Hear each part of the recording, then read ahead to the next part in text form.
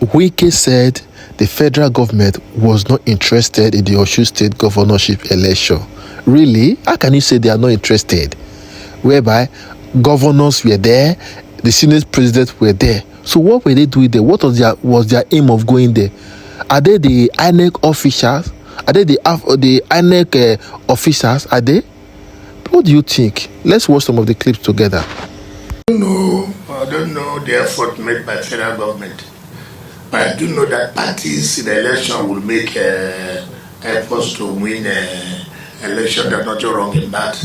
But federal government are part of the federal government.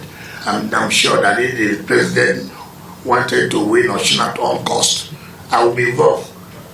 And I would have been there. And the governor would have known that it would have been different. Election is not won one day. Election is not one day. Election is a process. You can't just get up in the morning to go and win an election. President is a politician now. So people should not, when they say effort of federal government, what do you see to show that federal government is seriously interested to win this? If colleagues, governors, as of a party, think that by going there, will have a form of influence. It is to the people. I didn't see anything that anybody would tell the federal government did. Do you know what you are talking about? If federal government carried influence, do you not see 2019 influence in the River State election?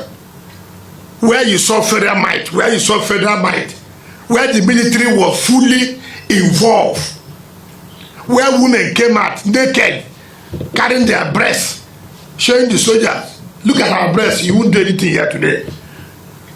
That's what they say when you see might, military might, federal might. Where you see where military base was turned to collation center. Then when they talk about federal might, come on, when it's people like that, there is party no contest. If you were trying to support Adeleke, why did you feed the candidate? Their candidate had lost. He are now saying, oh, we thank God the Accord Party won. Are you a member of Accord Party? If you are talking about coalition, you would have done the coalition before then. You would have come to say, look, everybody in this party step down. We want Accord to win this election. Then you would have made sense. Then after the election, you say, oh, we won. Look, they won. What did the governor say? He said, President, I thank you for allowing a free and fair election. And for that purpose, I want to reiterate my commitment I made to you. I will still support you for a second term. So they are taking that, having said, oh, Adeleke, you have won. They are looking for a way to enter. Unfortunately, the governor is smarter than them. The governor said, don't come here. You are bad luck, people, don't come here. Don't come and tell me now that I have won. I have defeated Tinubu. If Tinubu did not allow free and fair election, would I have won? No. Because they had free and fair election. I was away, I spoke to the governor, even during the election. I spoke to him. I said, look, guys, he said, oh, look, everything is going on well. Fine. I said, I told you. Why are you all this? Of course, I know. If one or two individuals are doing something, that does not mean that the federal government is doing anything. When you see the force of federal government, go and ask those who have survived it. People like me, who survive federal might. It's not by saying they say. It's not true. I was there when I heard that the president said no, you cannot stop their or close their account, something like that. Do you know what it takes for a president to come out and say, no, don't do this? If there was a federal might, he would keep quiet. He said, look, I allow everybody to do their job. But he came out to say, EFCC, no. He could have said, I will not interfere. Tomorrow, if I do this now, you will tell me to do the same thing tomorrow.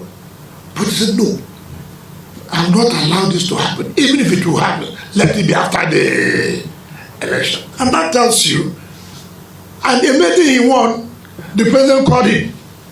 Well, what does he tell you?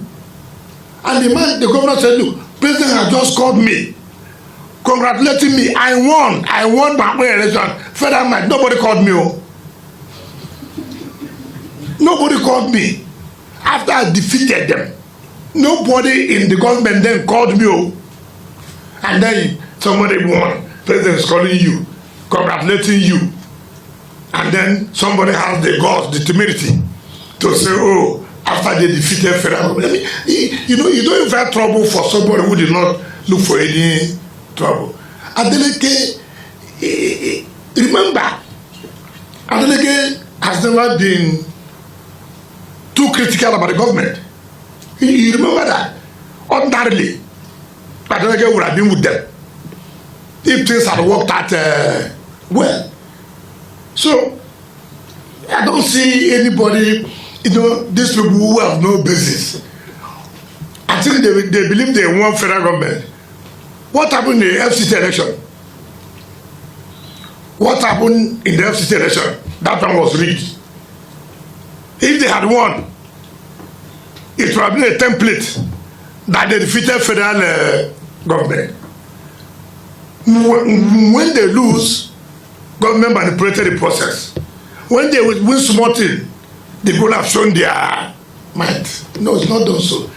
So be able to know that this government, for what I have seen, in terms of allowing processes to run their own way, I think this government, to some extent, you must give them that credit. Give them that credit. You don't need to like anybody who is in charge or not.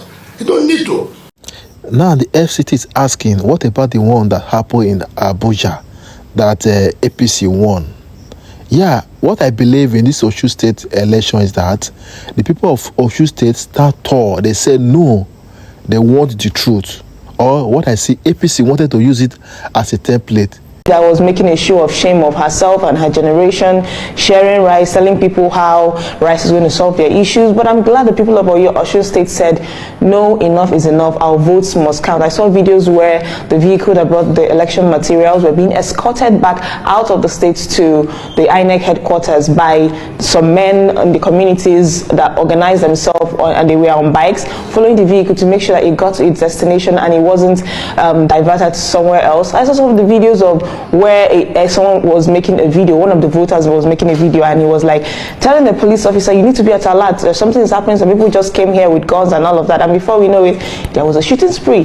This is an election that, so far so good, we can assume has run without interference, that I want to assume, with all the crazy things we saw online. What happened? So we would have been seeing worse if there was actually an interference. And of course, it can only happen in Nigeria because the federal government, the president did not want to interfere. That is why the person did not win. But like, really, you should be more concerned about where you will be by the time 2027 election ends, because you and your lots and your likes have no business being in politics and in power. And it also takes my mind back to 2023 when the last election was conducted, how the president was allegedly said to have been involved, and look at what has happened. So it's like, are we really safe? I mean, Josh has come out to say that, oh, we should expect fair and fair election at the beginning when he was sworn into power, but like months down the line, he's coming out to tell us that we should not expect a fair and fair election, because no election that is conducted is completely, utterly fair and fair. So it's like, these people, are they really passing a message? I mean, we have gotten the message, but we don't want to believe that that's what's going to be, that's what is going to play out come January 2027. So I really just hope that we're in safe hands, because Amen to that. A lot of questions, right? And before we even move on to the next story, the very big question has been, you know, is Nigeria ever going to be safe again? Is Nigeria ever going to be a country where young people get to believe in the country again? Are we going to ever enjoy a Nigeria where, you know, $1 is equivalent to ₦1 or our currency is really strong? These are the very valid questions people are asking, and they're asking these kind of questions. And then there's the Jackpot fever because of people like this, because of Wike and the likes, you know. I mean, why would an LCT minister come out to make statements like this? And he knows the implication. He's not a dullard. Or maybe, you know, we start asking questions like, is it really the he-goat that people are calling him? Is it really the drunkard that people are calling him? Is it really a loudmouth that people are calling him? These are questions that demand answers. And if you think that Wike is any of these categories, please let us know. But then this is not even to shade Wike. It is to shade every minister, every political office holder who sit down there and behave as if it is their father's business. Meanwhile, they are there to serve the nation. Regardless, we have to move on. As a Nigerian, I believe you have watched the video. Do you think one day in this world that ₦1 will be equivalent to $1? And even this present government, do you think they can give us good government? And the three people courtesy, or even let's say the people contesting for the presidentship, who do you think that can give us a better Nigeria? Please drop your comment in the comment section, and do not forget to like and subscribe, and do well to come back and watch more. Thank you for watching.